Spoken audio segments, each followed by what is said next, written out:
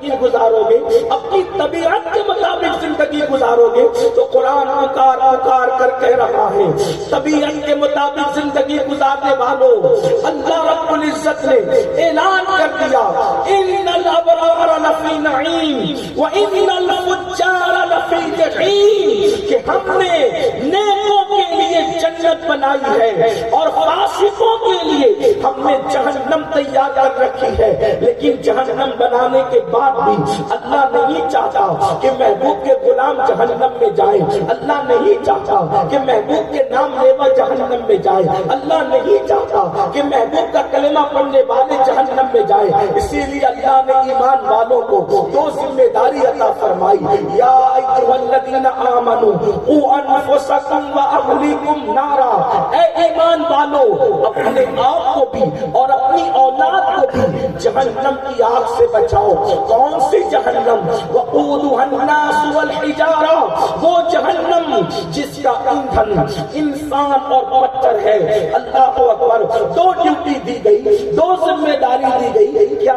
Number ایک اپنے آپ کو جہنم سے بچاؤ، نمبر دو اپنی اولاد کی ایسی تربیت کرو، اپنی اولاد کی ایسی نگہداشت کرو، اپنی اولاد کی ایسی نگہبانی کرو، ان کو یوں سنوارو، ان کو یوں اللہ اکبر تربیت کر کے ان کو سنوارنے کی کوشش کرو کہ وہ جہنم کے راستے پر نہ جائے۔ لیکن آپ دیکھیں اللہ اکبر، بحیثیت مسلمان ہم اپنی زندگی کا جائزہ لیں، اللہ اکبر ہم بھی جہنم کے راستے پر جا رہے ہیں اور ہماری اولاد کو بھی ہم جہنم کے راستے پر لے جا رہے ہیں۔ یاد رکھنا مسلمانوں، یہ جنت و جہنم کہانی قصہ نہیں ہے، یہ جنت و جہنم دل کو ڈرانے یا دل کو بہلانے کی داستان نہیں ہے۔ جنت بھی حق ہے اور جہنم بھی حق ہے۔ تھوڑی دیر کے لیے آپ کی بھی اور اپنی بہنوں کی بھی توجہ چاہتا ہوں، اللہ اکبر یہ جہنم کیا ہے؟ آئیے ذرا حدیث پاک کی روشنی میں سنیں جہنم کسے کہتے ہیں۔ جہنم کے راستے پر جانے والوں، جہنم کی راہ پہ جانے والوں، دنیا میں کوئی انسان ایسا نہیں جو اللہ کے عذاب کو برداشت کر سکے۔ کسی انسان کے جسم میں اتنی طاقت نہیں کہ اللہ کے عذاب کو برداشت کر سکے۔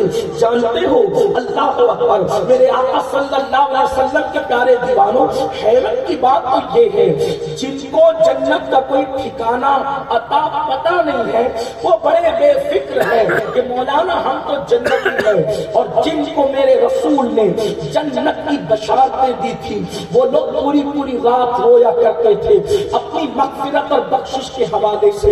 اللہ اکبر، غفلت کی انتہا ہوتی ہے میرے بھائیوں، جنہوں نے واقعی جنت و جہنم کو سمجھا وہ راتوں کو روتے تھے۔ ہمارا حال یہ ہے کہ معاذ اللہ ہم سوچتے زندگی میں 5 وقت کی نماز بھی کبھی نہیں پڑھتے۔ حالت یہ ہے جمعہ کی 2 رکعت پڑھ کر مسجدوں سے ایسے بھاگتے ہیں جیسے اسکول کی چھٹی ہونے پر اسکول کے بچے بھاگتے ہیں، اس طرح مسجدوں سے ہم بھاگتے ہیں۔ اس کے بعد بھی ہمیں گھمنڈ ہے، ہمیں غرور ہے اللہ اکبر کہ ہم جنت میں جائیں گے۔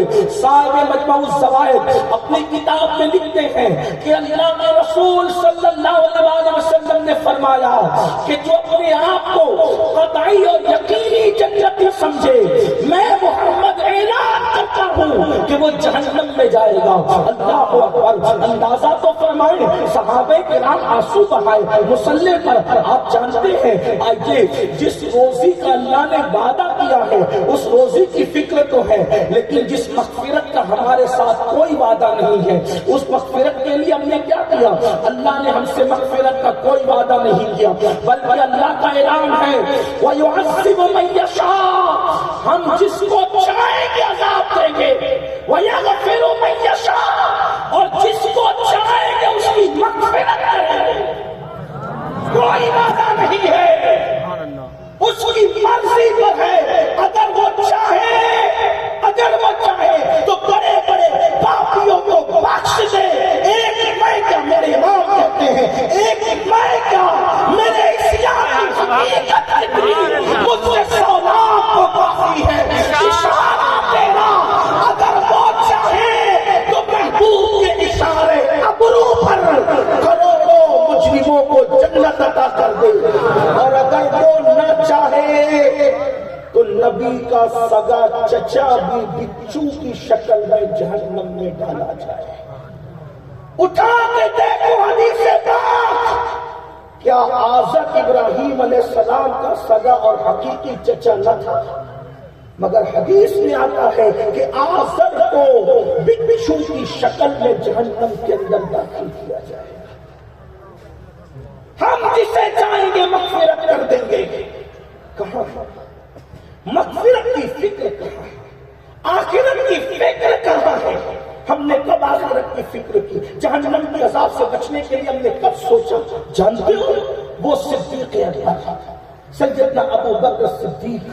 کون صدیق؟ انبیاء کے بعد روئے زمین پر سب سے افضل ترین ہستی، افضل البشر بعد الانبیاء بالتحقیق، جس کے بارے میں اللہ کے رسول نے فرمایا، حضور علیہ السلام فرماتے ہیں ساری امت کا ایمان ایک پلڑے میں رکھا جائے اور ابو بکر صدیق کا ایمان ایک پلڑے میں رکھا جائے تو امت کے ایمان پر ابو بکر کا ایمان بھاری پڑ جائے۔ وہ سیدنا صدیق اکبر رضی اللہ تبارک و تعالی جن کو رسول اللہ نے اپنی ظاہری حیات میں اپنے مصلی امامت پر کھڑا کیا اور کئی وقتوں کی نماز میرے آقا نے صدیق اکبر کے پیچھے کھڑے رہ کر کے ادا فرمائی۔ وہ صدیق اکبر ایک مرتبہ چڑیوں کو دیکھتے، صبح کے وقت آپ راستے سے تشریف لے جا رہے تھے، دیکھا کہ چڑیا چہچہا رہی ہے تو صدیق اکبر چڑیوں کو دیکھ کر کہتے ہیں اے چڑیوں تم کتنی خوش نصیب ہو، اے چڑیوں تم کتنی خوش نصیب ہو، اور یہ کہہ کر صدیق اکبر روتے ہیں۔ کون صدیق اکبر؟ عمر ابن خطاب جیسی ہستی کہتے تھے کاش میری ماں نے مجھے پیدا نہ کیا ہوتا بلکہ میں ابو بکر کے سینے کا ایک بال بن جاتا۔ فاروق اعظم جس کے سینے کا بال بننے کی تمنا کرے، اللہ اکبر، وہ صدیق اکبر رضی اللہ تعالیٰ عنہ چڑیوں کو کہہ رہے ہیں اے چڑیوں تم کتنی خوش نصیب ہو۔ صدیق اکبر سے لوگوں نے کہا اے خلیفہ رسول آپ چڑیوں کو خوش نصیب کہہ کے رو رہے ہیں؟ تو صدیق اکبر کہتے ہیں ہاں رونے کی وجہ یہ ہے کہ قیامت کے دن یہ چڑیا سب کے سب مٹی ہو جائے گی، چڑیوں سے اللہ حساب نہیں لے گا اور ابو بکر سے اللہ حساب لے گا۔ اس لیے ابو بکر سوچ رہا ہے کہ چڑیا کتنی خوش نصیب ہے، کتنی خوش نصیب ہے یہ چڑیا۔ اب سے پوچھنا چاہتا ہوں جن کو رسول پاک نے جنت کی بشارت دی، یہی تو اپنے نبی کی شان ہے۔ حضور نے دنیا میں جنت کی بشارتیں دی، یعنی ہمارے نبی کو اللہ نے جنت بھیک میں دینے کا بھی اختیار عطا فرمایا ہے اور جنت کو بانٹنے کا اور جنت کو بیچنے کا بھی اختیار عطا فرمایا ہے۔ اسی لیے تو حضور تاج الشریعہ کہتے ہیں جہاں بانی عطا کر دے نبی گل ہے جس کو جو چاہے عطا کر دے، اور جہاں میں ان کی چلتی ہے وہ دمے کیا سے کیا کر دے، زمین کو آسمان کر دے، سوریا کو سنا کر دے۔